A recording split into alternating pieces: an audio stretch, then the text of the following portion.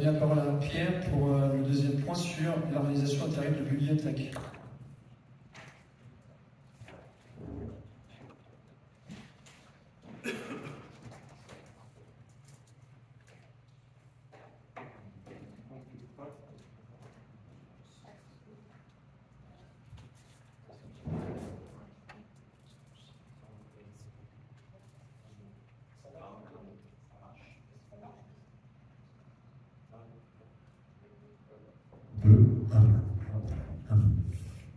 C'est un point qu'on a vu également à la commission des finances. Il s'agit de l'harmonisation des tarifs de la bibliothèque dans le cadre du réseau Plus et de la création des cartes uniques.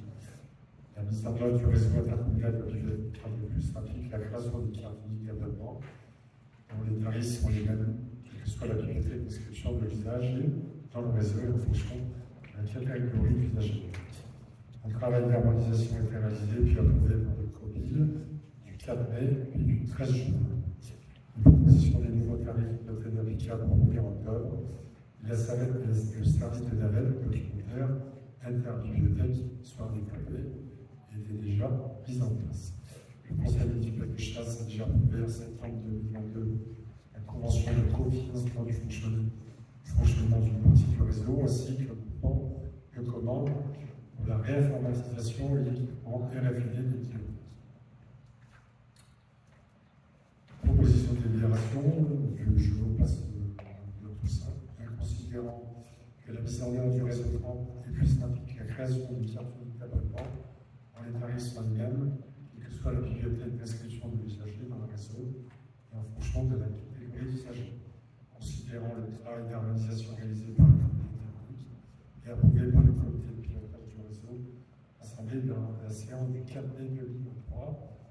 Et enfin, considérant les propositions des nouveaux tarifs de la 1er octobre 2023 avec le développement du service navette documentaire interbibliothèque.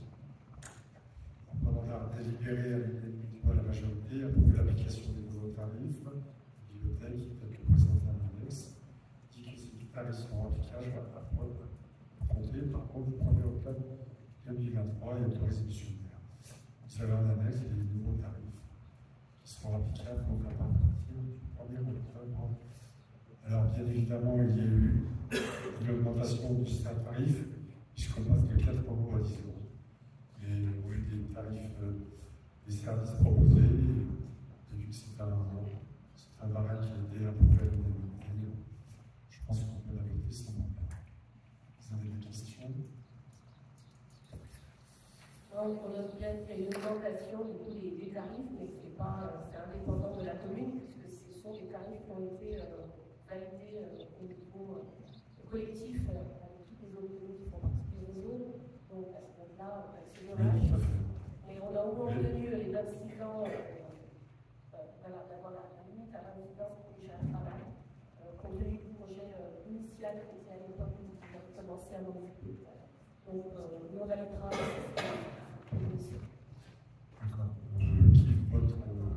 Juste une précision, on avait parlé en commission du surcoût.